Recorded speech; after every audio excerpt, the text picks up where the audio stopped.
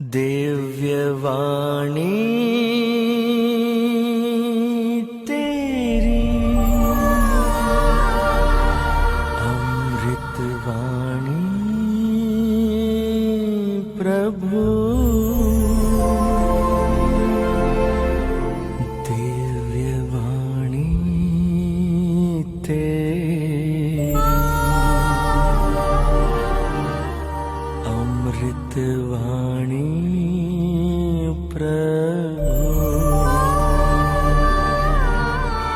संत मत्ती के अनुसार प्रभु यीशु क्रिस्त का पवित्र सुसमाचार।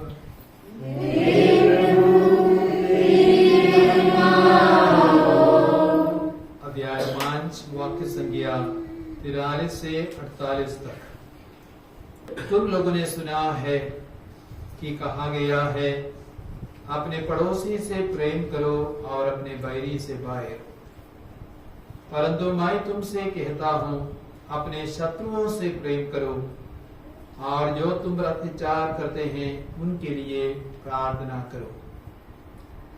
इससे तुम अपने स्वर्गीय पिता की संतान बन जाओगे, क्योंकि वह भले और बुरे दोनों पर अपना सूर्य उगाता तथा धर्मी और अधर्मी दोनों पर पानी बरसाता है। यदि तुम उन्हीं से प्रेम करते हो जो तुमसे प्रेम करते हैं, तो पुरस्कार का दावा कैसे कर सकते हो? क्या नाकेदार भी ऐसा नहीं करते? और यदि तुम अपने भाइयों की ही नमस्कार करते हो, तो क्या बड़ा काम करते हो? क्या गैर यहूदी भी ऐसा नहीं करते? इसलिए तुम पूर्ण बनो, जैसे तुम्हारा स्वर्गीय पिता पूर्ण है। आज का पहला पाठ विधि विवरण ग्रंथ अध्याय 26 से हम लोगों ने सुना, वाक्य संज्ञा 16 से 19 तक।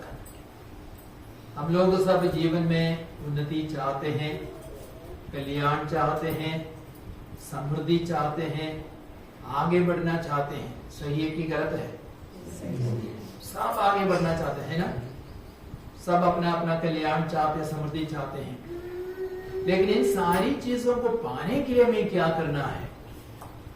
आज का पहला पाठ हमें यही सिखाता है, हमें प्रभु के आदेशों का पालन करना है। 10 आज्ञाओं के अनुसार हमें अपना जीवन का संचालन करना है। यदि हम प्रभु के आदेशों का पालन करेंगे, आज्ञाओं के अनुसार जिएंगे, अवश्य प्रभु हमें सुख, समृद्धि और सब कुछ प्रदान करेंगे और हमारी तरक्की होगी, हमारी उन्नति होगी। विधि विवरण ग्रंथ अध्याय 26 वाक्य संख्या 16 हमें प्रभु कहते हैं, आज तुम्हारा प्रभु ईश्वर इन नियमों तथा आज्ञाओं का पालन करने का आदेश दे रहा है। तुम उन पर चलते रहोगे और सारे हृदय और सारी आत्मा से इनका पालन करते रहोगे। आप लोगों को प्रभु के 10 आदेश मालूम है ना? 10 आदेश कितने लोगों को मालूम है? प्रभु के 10 आदेश।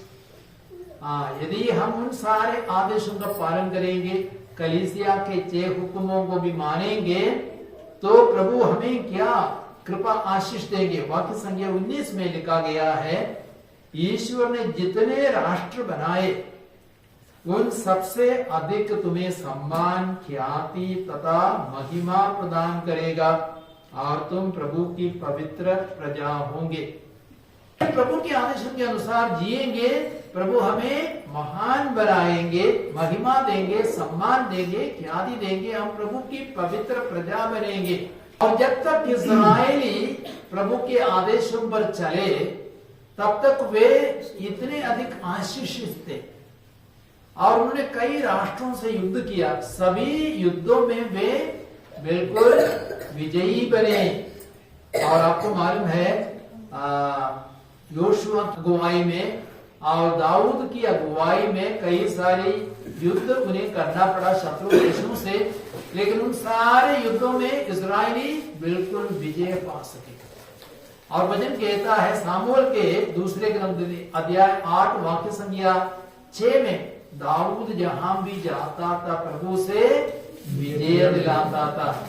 तो इस्राएल के विरुद्ध कितने भी शक्तिशाली राष्ट्र क्यों नहीं निकला, और वे शक्तिशाली राष्ट्र विजयी नहीं हो सके इस्राएलियों के विरुद्ध। कारण क्या था? वे प्रभु के आदेशों पर चलते थे और प्रभु उनके साथ थे। लेकिन जब भी उन्होंने प्रभु के आदेशों को उल्लंघन किया, तब उनके साथ कौन रहे? शैतान उनके साथ रहे। और जहां शैतान है वहां क्या है? वहां पराजय है, वहां सफलता नहीं असफलता है। आपको मालूम है यूदत के बारे में, यूदत के ग्रंथ में आप पढ़ेंगे। और यूदत के समय क्या हुआ? असुर के राजा नेबुकदनेस्सर ने अपने सेनापति को भेजा, होलोफर्नेस, और उनके सैनिकों ने यहूदियों को घेर लिया था और वे बतूलिया पहाड़ पे निवास कर रहे थे। और सैनिकों ने क्या किया? सब जलाशयों को कब्जा किया और यहूदियों को यानी इजराइलियों को पानी तक पीने के लिए नहीं दिया। और कई दिन बीत गए और यहूदी आत्मसमर्पण करने को सोच रहे थे, शत्रुओं के हाथों में अपने को समर्पित करने को सोच रहे थे और वे मृत्यु के कगार तक पहुंचने वाले थे। तब अचानक क्या किया? प्रभु ने यूदित को प्रज्ञा दी, ज्ञान दिया। एक महिला, और वह होलोफर्नेस के तंबू में गया और अपने सौंदर्य से उनको अपनी ओर आकर्षित किया और अपनी चालाकी से होलोफर्नेस को फंसाया। और होलोफर्नेस यूदुत के साथ अपनी वासना को पूर्ण करना चाहते थे और उसने बहुत मदिरा पी ली। इतनी मदिरा पी ली कि वह बेहोश हो गया और वो बेहोश होकर के पड़ा था। और यूदुत ने क्या किया? होलोफर्नेस की ही तलवार को निकाल करके उसके गर्दन को काटा। और उसके बाद बेतुलिया वह वापस गई और इजराइल के तंबू में इतना आनंद, इतना उल्लास। और दूसरे दिन सुबह सभी इजरायली सैनिक होलोफर्नेस के सैनिकों के विरुद्ध निकल पड़े। तब सैनिकों ने जाकर के देखा, होलोफर्नेस के सैनिकों ने जाकर के होलोफर्नेस को जगाने की कोशिश की और वह मरा पड़ा था, उसका सिर भी गायब था। और इतना आतंक मच गया होलोफर्नेस के तंबू में, सब सैनिक भाग गए। इस्राएल इतने मजबूत थे, जब वे प्रभु के आदेशों का पालन करते थे वे इतने मजबूत थे। कारण क्या था? ईश्वर उनके साथ था। और प्रभु ने इस्राएलियों से जो बात की वह बात आज हमारे लिए लागू है। हम क्रिस्तियों के लिए जितने भी हम विश्वास करते, प्रभु यीशु में विश्वास करते, हम सभी लोगों के लिए यह बात लागू है। यदि हम प्रभु के आदेशों पर चलेंगे कोई भी हमें भी नष्ट नहीं कर सकेंगे। और यदि हम प्रभु के आदेश पर चलेंगे हमारा प्रभु हमारे साथ देंगे। यीशु ने वायदा किया है, याद रखो संसार के अंत तक मैं तुम्हारे साथ हूं, मत्ती के सुसमाचार 28:20 में। और वचन कहता है रोमियों के पत्र 8:31 में वचन क्या कहता है? यदि ईश्वर हमारे साथ है कौन हमारे विरुद्ध हो सकता है। अच्छा, इस्राएलियों के बारे में और एक बात मैं बताना चाहूंगा। देखिए, लेकिन वे अक्सर प्रभु के प्रति बेवफाई करते थे, प्रभु के आदेशों को नहीं मानते थे। एकमात्र सच्चे ईश्वर की आराधना से वे विमुख हो गए। तब अन्य राष्ट्रों ने इस्राएलियों पर आक्रमण किया, जैसे कि असुर के राजा ने आक्रमण किया, बाबुल के राजा ने आक्रमण किया और उनको निर्वासन में भेजा। और इसलिए इजरायली सिर्फ 700-800 वर्षों तक कानान देश में रह पाए, क्योंकि वे प्रभु के प्रति वफादार नहीं थे। बहुत लंबे समय तक निर्वासन में रहने के बाद अचानक उन्हें 1948 में एक विशेष कृपा मिली।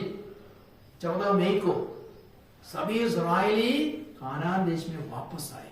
ईश्वर की एक विशेष कृपा थी, अपने राष्ट्र में वापस वे आए और इजराइल एक राष्ट्र, पुनः एक राष्ट्र बना 1948 में। और उसके बाद एक लड़ाई हुई 1967 में, 1967 में, और 6 राष्ट्रों ने इजराइल के विरुद्ध युद्ध किया। और वे 6 राष्ट्र कौन कौन थे? मिस्र, Jordan, Syria, Iraq, Saudi Arabia, Kuwait. लेकिन उन सभी 6 राष्ट्रों से अकेला इजराइल ने पराजित किया। इजराइल एक छोटा सा राष्ट्र है, उसमें 90 लाख लोग हैं, 1 करोड़ भी नहीं है। केरल में उसकी तुलना में 3.5 करोड़ लोग हैं, उसकी तुलना में आबादी बहुत कम है, लेकिन इस्राएलियों को प्रभु की विशेष आशीष प्राप्ति जब कभी वे प्रभु के प्रति वफादार थे। तो बुद्धि में, विज्ञान में, टेक्नोलॉजी में वे बहुत ही आगे हैं। प्रभु ने उनकी बुद्धि को प्रकाशित किया क्योंकि वह चुनी हुई प्रजा है। आज ये सारी बातें हम मसीहियों के लिए, जो भी प्रभु में विश्वास करते हैं, प्रभु यीशु का अनुसरण करते हैं, ये सारी बातें हमारे लिए भी लागू है। आज आप देखेंगे 1901 से 2000 तक नोबेल पुरस्कार की बात आप लेंगे, 78% नोबेल पुरस्कार, 78% नोबेल पुरस्कार किसको मिला है? क्रिश्चियन राष्ट्रों को मिला है, क्रिश्चियन कंट्रीज को मिला है। उसमें अमेरिका सबसे आगे है, अमेरिका को 403 नोबेल पुरस्कार मिला है, और ब्रिटेन को 137 नोबेल पुरस्कार, और जर्मनी को 114, फ्रांस को 72। लेकिन दुख की बात आज क्या है, ये सारे राष्ट्र जो यीशु का अनुसरण करते थे, विश्वास में दृढ़ थे, लेकिन आज वे विश्वास में बहुत कमजोर पड़ गए हैं, धर्म परित्याग कर रहे हैं, विज्ञान में, टेक्नोलॉजी में आगे गए, लेकिन विश्वास में बहुत कम पड़ रहे हैं। इसलिए उनके लिए विनाश का समय आ गया है। तो हमें उनके लिए प्रार्थना करनी है कि वे विश्वास में वापस आए, धर्म परित्याग कभी भी ना करे, प्रभु यीशु के प्रति वे वफादार रहे, तब वे हमेशा आगे ही रहेंगे। तो हमें परिवारों को भी आशीष मिलने के लिए, व्यक्तियों को आशीष मिलने के लिए, और जीवन में उन्नति, तरक्की सब करने के लिए क्या करना चाहिए? क्या करना है? प्रभु के आदेशों के अनुसार जीना। प्रभु के जो 10 हुक्म है उनको कभी ना भूलना, कलीसिया के हुक्म के प्रति वफादार रहना, तब हम कभी भी अपने जीवन में असफल नहीं होंगे। और सबसे बड़ी सफलता क्या है? स्वर्ग राज्य को पाना, है ना? स्वर्ग राज्य को पाना, यही सबसे बड़ी सफलता है। हमारा स्वदेश स्वर्ग है, जहां से आने वाले मुक्तिदाता की राह हम देखते हैं फिलिपियों के पत्र अध्याय 3:20 में। यदि स्वर्ग राज्य को पाना है तो हमें क्या करना है? प्रभु के आदेश के अनुसार जीना है। और मात्र इस संसार में सफलता नहीं, संसार की सफलता नहीं, उसे भी बढ़कर स्वर्ग राज्य को पाना, आनंद जीवन को पाना, ईश्वर को पाना, वह है जिंदगी की सबसे बड़ी सफलता। यदि स्वर्ग राज्य नहीं मिला, इस संसार में जितनी भी सफलता क्यों नहीं मिले, सब बेकार है। और आज का सुसमाचार, जैसे मैंने प्रारंभ में कहा, हमें निमंत्रण देता है कि हमें अपने शत्रुओं को प्यार करना है, शत्रुओं को भी प्यार करना है, और जो हम पर अत्याचार भी करें उनके लिए क्या करना है? प्रार्थना करनी है। और ये प्रेम, प्यार, उसके लिए एक यूनानी शब्द है, वो क्या है? आप लोगों को मालूम होना चाहिए, अगापे। अगापे यूनानी शब्द है, बाइबल में उस शब्द का इस्तेमाल किया गया है। और वो अगापे क्या है?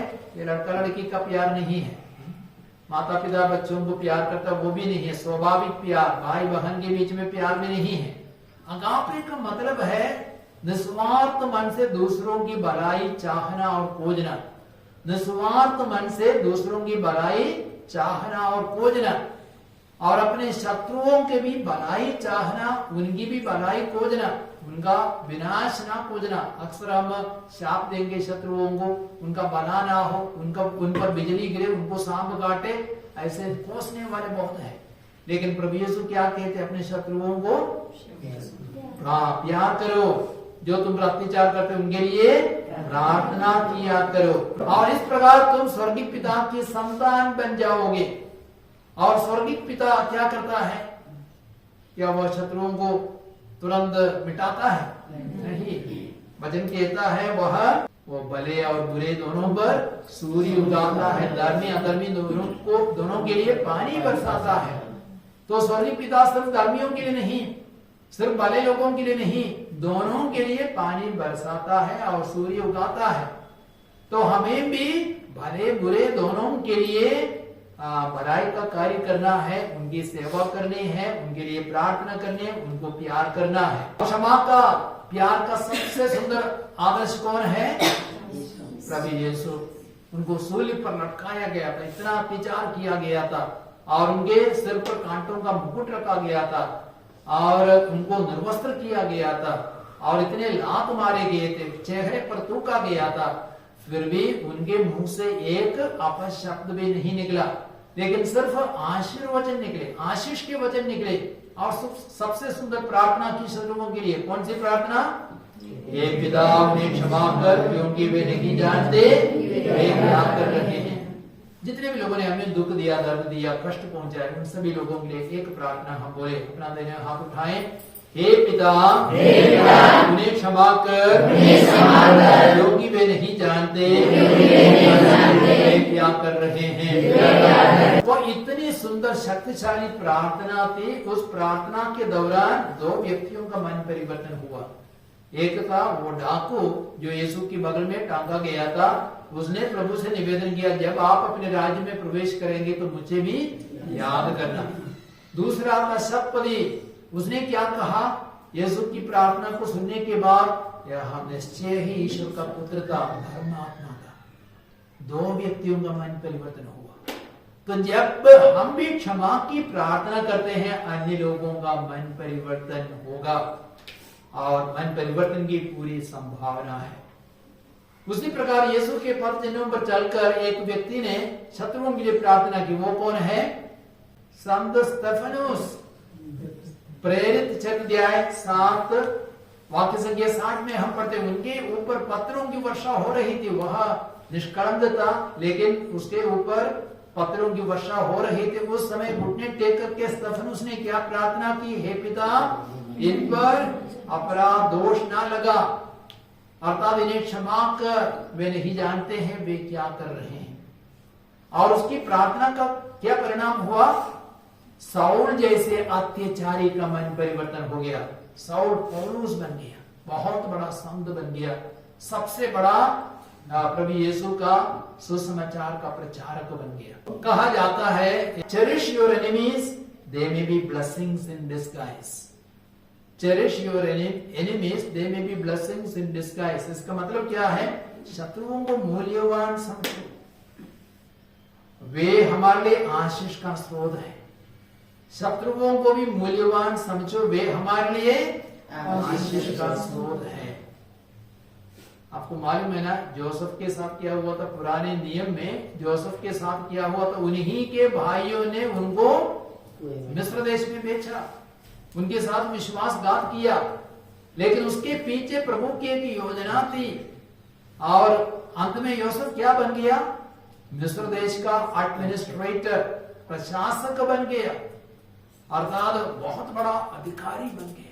Praise the Lord. यदि वो मिस्र देश में बेचा नहीं जाता तो वह मिस्र देश का प्रशासक नहीं बनता।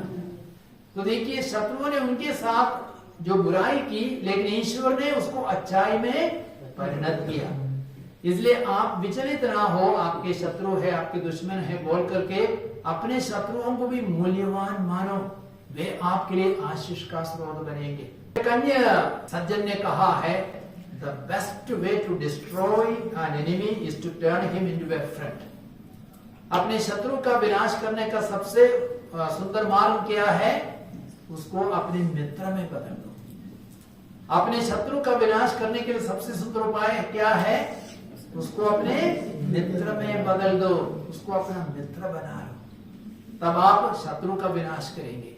शत्रु नहीं रहेंगे, शत्रु मित्र में बदल जाएगा। जब मैं सेमिनरी में पढ़ता था, वर्षों पहले की बात है, पुणे में मैं सेमिनरी में पढ़ता था, वहां एक पुरोहित था जिसको मैं पसंद नहीं करता था और वो जर्मनी का था, और उसको देखकर मैं दूसरी तरफ जाता था और उसको मैं विश नहीं करता था। मेरे मन में पता नहीं एक नकारात्मक विचार बैठ गया था। फिर भी हम लोग एक साथ एक प्रार्थना सभा में आते थे और हर सप्ताह में प्रार्थना सभा होती थी। तो मेरे मन में ये विचार आया, हम लोग प्रार्थना एक साथ कर रहे हैं, लेकिन मैं उसके साथ मेरी जो भावना है, मेरा विचार है, अच्छा नहीं है। तो मैं उस पुरोहित के लिए प्रार्थना करना शुरू किया। शायद उसने भी मेरे लिए प्रार्थना करना शुरू किया होगा। और कुछ समय बीत गया तो क्या हो गया, उसका एक गार्डन था, बगान था, उसमें वो काम करता था पेड़ पौधों के बीच में। तो एक बार उसने एक नोटिस लगाया, कुछ वॉलंटियर्स की आवश्यकता है, मतलब स्वयं सेवकों की आवश्यकता है, तो जो आना चाहते हैं कृपया आए। तो मैंने कहा मैं वॉलंटियर करूंगा, मैं मकान में सेवा देने के लिए जाऊंगा। और मैं मकान में काम करने के लिए गया, कोई और नहीं था, सिर्फ मैं ही था। और वह फादर बहुत खुश हो गया और हम लोगों ने मिलकर के काम किया। और उसके बाद हम लोगों में मित्रता आ गई और उसने मुझे अपने कोठरी में बुलाया और बहुत लंबे समय तक आध्यात्मिक बातें होती गई। और अंत में उसने मुझे एक सुंदर किताब भी दे दी और सेमिनरी छोड़ने के बाद भी मेरा उनके साथ संबंध बना रहा। सो शत्रु को विनाश करने का सबसे सुंदर तरीका क्या है? उसको मित्र में बदल देना। तो उसके लिए प्रार्थना करना, उसके लिए कोई सेवा का कार्य करना, भला कार्य करना, तब शत्रु भी मित्र बन जाएंगे, तब शत्रु का विनाश हो जाएगा। यदि आप रोमियों का पत्र पढ़ेंगे अध्याय 12 में, वहां पे वाक्य संज्ञा 19 से आगे संत पौलुस कहते हैं, 20 से आगे कहते हैं, इसलिए यदि आपका शत्रु भूखा है तो उसको खिलाए, यदि वो प्यासा है तो उसको पिलाए, क्योंकि ऐसा करने से आप उसके सिर पर अंगारों का ढेर लगाएंगे। अंगारों का ढेर मतलब क्या है? ये पवित्र आत्मा भी अंगार जैसे है, पवित्र आत्मा उन पर उतरेंगे और पवित्र आत्मा उसके हृदय में आत्मा को पलट देंगे, परिवर्तित करेंगे। आप लोग बुराई से हार ना माने, बल्कि भलाई द्वारा बुराई पर विजय प्राप्त करें। वाक्य संख्या 21। तो जब हम शत्रुओं को भी प्यार करेंगे और उनके लिए प्रार्थना करेंगे, उनके लिए भलाई के कार्य करेंगे, तो हम क्या बनेंगे? स्वर्गीय पिता की संतान बनेंगे, ईश्वर के ही बच्चे, ईश्वर के ही बेटे बेटियां बनेंगे। लेकिन यदि हम शत्रुओं से घृणा करेंगे, नफरत करेंगे, बुराई करेंगे, तो हम क्या बनेंगे? क्या बनेंगे? शैतान के बेटे बेटियां बनेंगे। और एक तीसरी बात, हमें पूर्ण बनना है। क्या बनना है? पूर्ण बनना है। क्योंकि वचन क्या कहता है? आज के सुसमाचार में प्रभु क्या कहते हैं? पूर्ण बनो। इसलिए तुम पूर्ण बनो जैसे तुम्हारा स्वर्गीय पिता पूर्ण है। अध्याय 5 वाक्य संख्या 48 में संभव है। जैसे स्वर्गीय पिता पूर्ण है वैसे पूर्ण बनना हमारे लिए संभव है? संभव नहीं है। तो बाइबल में झूठी बात लिखी गई है। कम से कम हमें उसी लक्ष्य को सामने रख करके आगे बढ़ना है। हो सकता है हम गलती करेंगे, लेकिन यही हमारा लक्ष्य होना चाहिए, ईश्वर के ही समान पूर्ण बनने के लिए। लेकिन इसका मतलब क्या है, उसको जरा समझना भी जरूरी है। ईश्वर हमें मालूम है परिपूर्ण है ना? ईश्वर परिपूर्ण है और सामर्थ्य में, बुद्धि में, शक्ति में, कृपा में, प्रेम में, आनंद में, शांति में, सभी बातों में ईश्वर परिपूर्ण है ना? सभी बातों में ईश्वर परिपूर्ण है। आपको मालूम है जब ईश्वर ने आदम और हेवा को बनाया, वे पूर्ण थे कि अपूर्ण थे? वे पूर्ण थे।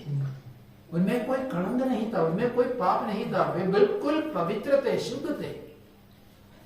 और माता मरियम जब उसका जन्म हुआ, वह पूर्ण थी कि अपूर्ण थी? वो भी पूर्ण थी, उसमें भी कोई कलंक नहीं था, कोई दाग नहीं था। तो इंसान पूर्ण बन सकते हैं और कुछ लोग पूर्ण थे। माता मरियम ने कभी पाप नहीं किया और उसने अपनी पूर्णता को अखंड रखा। लेकिन आदम और हेवा ने पाप किया और अपनी पूर्णता को उन्होंने खो दिया पाप के कारण। और कम से कम किसी हद तक हम पूर्ण बन सकते हैं सामर्थ्य और शक्ति में। यदि आप पढ़ेंगे यूहन्ना के सुसमाचार 14:12 में, वहां वचन कहता है, जो मुझ में विश्वास करता है वह वे कार्य करेंगे जिन्हें मैं करता हूं, उनसे भी महान कार्य करेंगे। जो प्रभु यीशु में विश्वास करते हैं वे कार्य करेंगे जिन्हें प्रभु यीशु करते हैं, उनसे भी महान कार्य करेंगे। ये सही की गलत है? सही है। आप पेतरुस का ही जीवन ले ले। देखिए पेतरुस ने पेंतकोस्त के दिन में एक प्रवचन दिया, कितने लोगों का मन परिवर्तन हो गया? 3000 लोगों का मन परिवर्तन हो गया, सिर्फ एक प्रवचन। यीशु के जीवन में ऐसा कभी लिखा नहीं गया है कि यीशु ने एक प्रवचन दिया 3000 लोगों का मन परिवर्तन हो गया। तो पेतरुस प्रभु यीशु से भी आगे निकल पड़े। प्रेरित चरित्र अध्याय 5:15 में हम पढ़ते हैं पेतरुस में इतनी अद्भुत शक्ति थी, जब वह राह पर चलता था लोग कई सारे रोगियों को, बीमारों को, अपदूत ग्रस्तों को लाते थे और चारपाइयों में लिटा देते थे ताकि पेतरुस की छाया उन पर पड़े और उन्हें रोगों से, अपदूतों से मुक्ति मिले। और जितने भी लोगों ने ऐसा किया उन सबको चंगाई मिल गई। प्रभु यीशु के बारे में, ऐसे चमत्कार के बारे में हम पढ़ते हैं बाइबल में। ऐसा चमत्कार यीशु के समय में नहीं हुआ। प्रेरित चरित्र अध्याय 19-12 में हम पढ़ते हैं लोग पौलुस के रुमाल और अंगोछे को ले गए और रोगियों के शरीर पर रखा और अपदूत ग्रस्तों के शरीर पर रखा। अपदूत सब निकल गए, रोग बीमारियां दूर हो गई।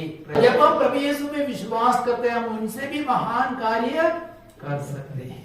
प्रभु यीशु तो इजराइल तक सीमित था, फिलिस्तीन तक सीमित था, लेकिन आज हम संसार भर में जाकर के प्रभु यीशु का वचन सुना सकते हैं, प्रभु से भी महान कार्य कर सकते हैं। तो मत्ती के सुसमाचार 5:48 में यीशु कहते हैं इसलिए तुम पूर्ण बनो जैसे तुम्हारा स्वर्गीय पिता पूर्ण है। लेकिन इस संदर्भ में उसका अर्थ क्या है उसको देखना है। इस संदर्भ में क्या अर्थ है? देखिए यीशु प्रेम के बारे में बोल रहे, शत्रुओं को प्रेम करने के बारे में, क्षमा करने के बारे में बोल रहे हैं। उस संदर्भ में उसका अर्थ क्या है? तुम दयालु बनो। और यदि आप लूकस का सुसमाचार पढ़ेंगे उसी संदर्भ में लूकस का सुसमाचार क्या कहते हैं? लूकस के सुसमाचार अध्याय 6 वाक्य संख्या 34 में वहां पे लिखा गया है अपने स्वर्गीय पिता जैसे दयालु बने, अपने स्वर्गीय पिता जैसे दयालु बनो, दोष न लगाओ और तुम पर भी दोष नहीं लगाया जाएगा। तो पूर्ण बनने का एक अर्थ है दयालु बनना, शत्रुओं को भी प्रेम करना, दीन दुखियों के प्रति दया दिखाना, और तब हम ईश्वर के ही समान बनेंगे। ईश्वर जैसे दयालु है, ईश्वर जैसे प्रेमी है, हम भी उस ईश्वर के सदृश बनेंगे। मदर तेरेसा दयालु थी कि नहीं? बहुत ही दयालु थी, तो वह पूर्ण बनी, दया प्रेम में वह पूर्ण बनी। आपने शायद सुना होगा एक बार वह एक बेकरी गई जहां केक रोटी सब बनती है ना, पाव रोटी सब बनती है, और अपने अनाथ बच्चों के लिए, गरीबों के लिए दान मांगा। लेकिन दुकानदार इतना गुस्सा हो गया उसने उसके हाथ में थूक दिया। तो मदर तेरेसा विचलित नहीं हुई। तो मदर तेरेसा क्या बोली? ये मेरे लिए, और दूसरा हाथ बढ़ा करके अब मेरे गरीबों के लिए, बच्चों के लिए कुछ दे दो। और उस आदमी का हृदय पिघल गया और वह समझ गया मदर तेरेसा के हृदय में इतनी दया थी, इतना प्रेम था गरीबों के प्रति। उसका हृदय गल गया, पिघल गया, और उस समय से वह मदर तेरेसा का सबसे बड़ा डोनर बन गया, उपकारक, बेनिफैक्टर बन गया, और नियमित रूप से मदर तेरेसा के बच्चों के लिए रोटी सब देना प्रारंभ किया। तो हम लोगों ने आज प्रभु का वचन सुना। सबसे पहले हमें आगे बढ़ने के लिए, समृद्ध होने के लिए, उन्नति करने के लिए क्या करना है? प्रभु के वचनों का पालन करना है, प्रभु के आदेशों के अनुसार जीना है, 10 हुक्मों को अनदेखा नहीं करना है। यदि आप इन 10 आदेशों का पालन करेंगे, साथ ही साथ कलीसिया के हुक्मों का पालन करेंगे, आपको अवश्य उन्नति प्रभु प्रदान करेंगे। और दूसरी बात मैंने कहा, दूसरी मुख्य बात क्या है? शत्रुओं को भी प्यार करना है, जो बुराई करते उनके लिए भी प्रार्थना करनी है। तब हम शत्रु को नष्ट करेंगे, उनको मित्र में बदल देंगे। और तीसरी मुख्य बात क्या है? हमें क्या बनना है? पूर्ण बनना है, स्वर्गीय पिता जैसे पूर्ण बनना, जिसका मतलब है दयालु बनना, प्रेम से भरना, शत्रुओं के प्रति भी दया दिखाना। तो आइए आज हम प्रभु से कृपा मांगे, ये सारी आशीषें हमारे जीवन में आए, हम प्रभु के आदेशों के अनुसार जी सके, हम क्षमा दे सके, शत्रुओं को प्यार कर सके और पूर्ण बन सके।